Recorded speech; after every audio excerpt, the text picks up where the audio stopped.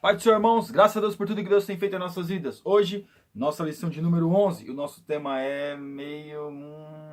que muita gente não vai aceitar que mexe algumas coisas. Então, vamos lá, ética cristã, vícios e jogos. O nosso textuário que está em Provérbios 15:16 diz assim: melhor é o povo com o temor do Senhor do que um grande tesouro onde há inquietação. Então, nós vemos aqui, irmãos, que infelizmente crentes, servos de Deus, que acaba jogando na Mega Sena, nessas loterias aí. Ah, que se eu ganhar eu vou dar o dízimo para a igreja e tal. Então é melhor, meus irmãos, ter o pouco na presença de Deus do que querer ter muito e não ter paz. Mas a nossa verdade prática, Deus não criou o ser humano para ser escravo dos vícios nem dos jogos, pois segundo a palavra de Deus, não podemos ser dominados por coisa alguma. Então as pessoas hoje são dominadas.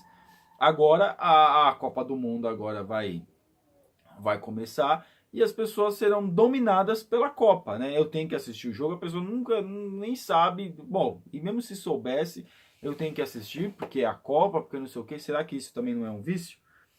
E em nossa leitura bíblica em classe, que está em Provérbios 28, do 1 ao 10. Fogem os ímpios sem que ninguém os persiga, mas qualquer justo está confiado como o filho do leão. Por causa da transgressão da terra, muitos são os seus príncipes, mas por virtude de homens prudentes e sábios, ela continuará. O homem pobre que oprime os pobres é como chuva impetuosa que não deixa nenhum trigo. Ou seja, para alguém poder ganhar muito, outros têm que perder muito, ou muitos têm que perder muito. Muitos que eu falo é no sentido da quantidade de pessoas. Os homens maus, eu vou pular aqui, os homens, vou ler o 4. Os que deixam a lei louvam o ímpio, mas os que guardam a lei pelejam contra eles. Os homens maus não atendem ao juízo, mas os que buscam o Senhor entendem tudo. Melhor é o pobre que anda na sua sinceridade do que o de caminhos perversos, ainda que seja rico. O que guarda a lei é filho sábio, mas o companheiro dos comilões envergonha seu pai. O que aumenta sua fazenda com uma usura e onzena junta para o que se compadece do pobre. O que desvia os seus ouvidos de ouvir a lei, até que a sua oração será abominável. Eu fiz um comentário sobre esse versículo. Aqueles que desviam os seus ouvidos de ouvir a lei, a sua oração será abominável. Por quê? Porque não ouve ninguém, não ouve os preceitos da palavra de Deus, não ouve aquilo que o Senhor deixou para nós aqui, para nós seguirmos a sua palavra.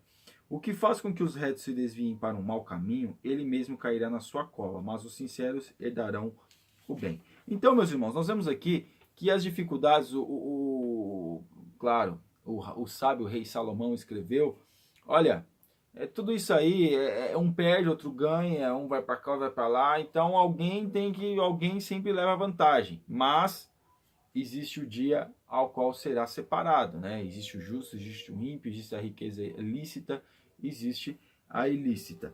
Mas aqui na nossa introdução, a Bíblia Sagrada enaltece a vida moderada, o trabalho honesto e a boa administração da família.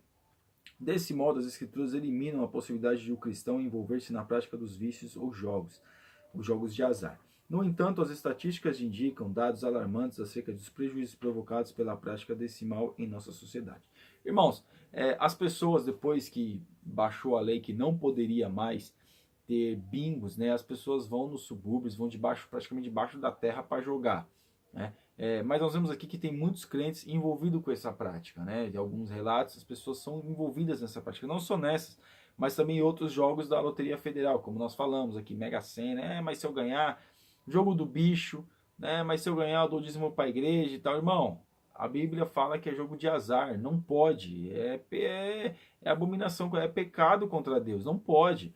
Por quê? Porque nós vemos aqui também, ó, indicam que isso está crescendo, né? E nós vemos também que uma das razões é que não pode isso, que está crescendo essa prática, e as pessoas não entendem o porquê não pode, porque um dos motivos que não pode é que alguém tem que ser muito prejudicado para outro ser beneficiado, entendeu? E a riqueza, a Bíblia até nos ensina que para a gente construir, é bom que a gente venha, se a gente for ter uma condição de vida melhor, é bom que seja construída para quê? Para dar valor. Porque você vê, vamos colocar um exemplo aqui, abrir um parênteses. As pessoas que ganham na Mega Sena, já houve vários relatos que a pessoa fica mais pobre do que era antes, né? Porque a pessoa não dá valor. Então, com Deus, tudo é construído. Tudo é construído. Dia após dia é construído. Vícios e degradação da vida humana. Tudo que escraviza o homem e o faz perder seus valores é denominado de vícios que resultam na degradação da essência humana. Então todo vício que traz para o homem fica dependente daquilo, porque o vício é ficar dependente, é a dependência de algo. Aqui, como vai falar, ó, o pecado do alcoolismo, né? O consumo de álcool no Brasil tem crescido muito no meio dos jovens. E tem muito crente que acha bonito, muito jovem crente que acha bonito. Eu vou dizer uma coisa para você, meu irmão. Eu posso dizer com todas as letras, nunca bebi assim, né? Quando eu tinha 12, 13 anos, quando eu comecei, e nem tinha começado a ir para a igreja direito, meu pai bebia, então às vezes estava tomando cerveja e tal, dava um golinho, mas muito ruim, ruim. Mas o que eu quero dizer para os irmãos é que eu já tive meu pai alcoólatra, teve uma situação que ele melhorou, e aí, né, o pessoal alcoólatra e tal, começou e depois, agora, ficou um tempo na igreja, infelizmente agora ele está, né, dando umas mancadas aí, vamos dizer assim. E nós estamos lutando para que ele venha, olha, não, para melhorar. Mas o que eu quero dizer é o seguinte, tome cuidado, meu irmão. Não acha bonito esses meninos alcoólatras, não, que meu pai ficou no hospital em 2006, 3 meses, quase 3 meses, 3 meses não, um mês, eu chutei 3 meses porque ele também ficou sem andar, né, um tempo. Foi desenganado, não podia andar mais. Mas o que eu posso dizer para você é que ele ficou sem beber, parou de beber assim, de uma hora para outra porque deu uns problemas, teve abstinência alcoólica. Foi parar no hospital, mas isso aí é alcoólatra de beber e cair. Você acha bonito?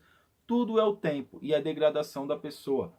Não vale a pena. Jovem, não entre nessa de bebida. Meu irmão, minha irmã, não entre nessa de bebida. Que achar que o seu amigo, que o seu colega do trabalho, da escola ou vizinho é mais feliz do que você porque ele toma um copo de cerveja, porque ele bebe alguma coisa. Ou porque a sociedade diz que beber faz bem.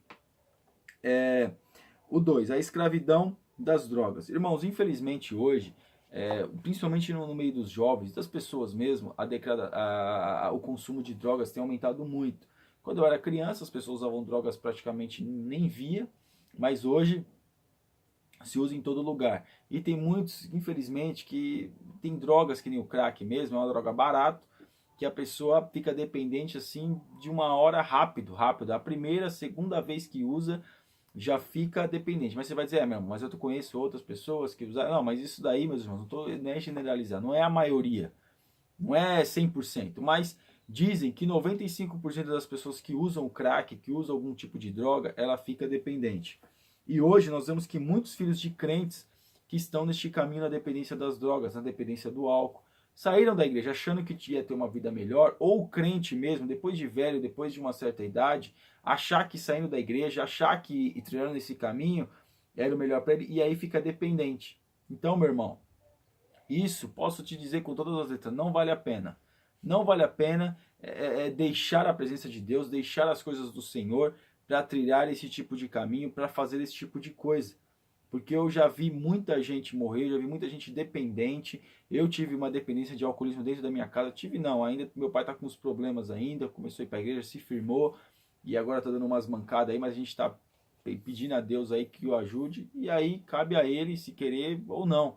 Mas o que eu quero dizer é o seguinte, nós temos que saber que tudo isso vai degradar, vai prejudicar não somente a nossa vida com Deus, porque também vai prejudicar muito a nossa vida com Deus, mas sim o nosso corpo, que é templo do Espírito Santo, a nossa vida no dia a dia, a maneira que a sociedade vai nos ver. Porque hoje a sociedade acha bonito, as pessoas, bonito, o pessoal num barzinho, rodeado de amigos, dando risada e tomando, e se alcoolizando. Mas depois, meus irmãos, aí a gente vai ver o quão prejudicial é. O 2, jogos de azar, uma armadilha para a família. Tudo que abarca investimento sem retorno garantido, descomprometido com a ética e moral, resulta em sérios prejuízos para a família. A ilusão do ganho fácil. Então hoje as pessoas têm essa questão do ganho fácil, né? Até mesmo algumas questões financeiras aí que as pessoas fazem, algumas empreendimentos surreais que são opção, que se dá opção para as pessoas, meus irmãos. Não caia nessa. Não caia nessa, não caia comprar um bilhete de achar que vai ficar milionário. Mas o fulano ficou, o ciclano ficou, não sei quem ficou. Não caia nessa. Não caia em investir também, que as pessoas, a gente fala só de jogos, mas também investir em alguma coisa que é retorno fácil. Nada é retorno fácil. Nós vemos, meus irmãos, o grande problema que nós tivemos em 1990, 92, quando o Collor ganhou, que as pessoas aplicavam o seu dinheiro na noite e de manhã estava valendo muito mais. Era aquele jogo. E muita gente vendeu casa, aplicou tudo naquilo ali, né? Aquilo lá naquele momento ali do país. O que aconteceu?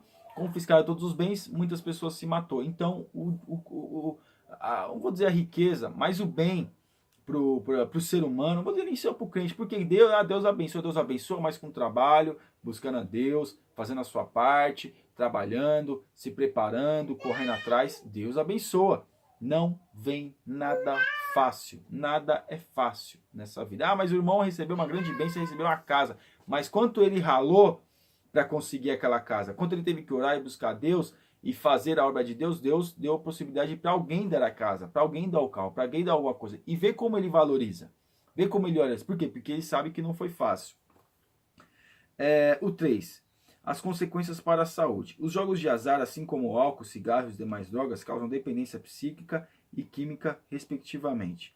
Em 1992, a OMS concluiu que jogar os jogos de azar faz mal à saúde, incluindo o jogo compulsivo no Código Internacional de Doenças, o CID. Irmãos, por que traz um prejuízo psicológico? Traz um prejuízo psicológico e o álcool traz um prejuízo também. Tanto, né, acaba atingindo todo o nosso sistema imunológico, todo o nosso sistema do nosso corpo, né, tanto um quanto o outro. Porque prejudica, a pessoa fica deprimida, a pessoa fica caída, só perde. É porque ninguém coloca uma máquina de caça-níquel em algum lugar para a pessoa achar que vai lá e vai ganhar. Ah, mas todo mundo perdeu, alguém tem que ganhar, então eu vou tentar também. Não, irmão. Não faça isso. Porque com certeza, aí a gente fica pensando, poxa, mas cadê o amor? Cadê a afeição pelo povo? Porque se a gente faz isso pensando em que o outro tem que se prejudicar para mim me beneficiar, então veja que tudo é prejuízo psicológico, tudo nos traz prejuízo, tudo aquilo que foge da vontade de Deus nos traz prejuízo, ainda mais esse tipo de coisa que está tão visível e as pessoas às vezes, infelizmente, não querem enxergar. E o 3 aqui, o nosso tópico 3, o nosso tópico 3 aqui, vivamos uma vida sóbria, honesta e fiel a Deus. A vitória do cristão contra os vícios dos jogos de azar engloba a sobriedade, a honestidade e a fidelidade ao autor da vida. Então, meus irmãos, é isso. Nós temos que colocar a Deus na nossa frente. Tudo isso vai querer nos tirar da presença de Deus, vai querer nos iludir, mas não seja iludido. Por quê?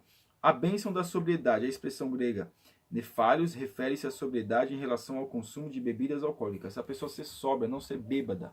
A pessoa ser sóbria, não se estar embriagada, porque o embriagado ele não sabe o que faz. O embriagado, você tem coragem de dar o seu carro para uma pessoa que está embriagada, conduzir? Não tem. Você sabe que uma pessoa que está embriagada não tem responsabilidade, ela não tem consciência daquilo que está fazendo. Ah, mas quando as pessoas dirigem e tal, meu irmão, não fique comparando essas coisas, porque a pessoa não tem noção das coisas. A pessoa fica sem a noção das coisas, sem a noção do perigo, sem a noção das coisas. Então veja que a bênção está nós sermos sóbrios. Nós sabemos o que a gente está fazendo, o nosso pensamento ser bem conduzido pela presença de Deus. Nós temos inteligência para saber fazer as coisas, para saber colocar as coisas em prática. Então veja que é necessário que nós venhamos ser sóbrios em todas as nossas ações. O 2, honestidade e fidelidade. Uma pessoa honesta não explora o seu próximo, mas conduz seus negócios temendo ao Senhor. Não retira seu sustento de jogatina à custa de quem perde dinheiro nos jogos de azar, enganando e defraudando. Ou seja, a pessoa, meus irmãos, ela não vai usar de desonestidade para poder alcançar alguma coisa, mas sim ela vai respeitar, ela vai procurar o quê? Melhorar a sua vida trabalhando, pedindo a Deus que o ajude, que abra as portas. Porque, como eu disse no começo, para alguém poder ganhar em algum jogo, milhares, milhões tem que perder. Então aí eu ganhei, eu fui sorteado, eu fui o premiado. Mas você pensou em quantas pessoas teve que perder para isso? Mas se não ganhar, se não jogar, a gente, né, não corre o risco, né? Irmão, não fica entrando em bolão de negócio de Mega Sena, não fica entrando em bolão de negócio de qualquer outro bolão, qualquer loteria, não faça isso, né? E outra coisa também que eu queria ressaltar, nós estamos em ano ou em mês já de Copa do Mundo, né? Veja que quantas pessoas vão se render a isso. Muitos crentes vão fazer coisas assim, o crente vai comentar, porque não é só assistir o jogo, é assistir o antes, o durante e o depois. Tomemos cuidado, meus irmãos, com aquilo que a gente acha que pode, mas que na final das contas, aqui não está falando do futebol, está falando de jogos de azar. mas que no final nos traz um prejuízo muito grande na presença de Deus. Porque só vai falar disso. O país está vivendo uma crise terrível e o povo está preocupado com futebol, o povo está preocupado com isso. Ah, não, irmão, mas não estou generalizando.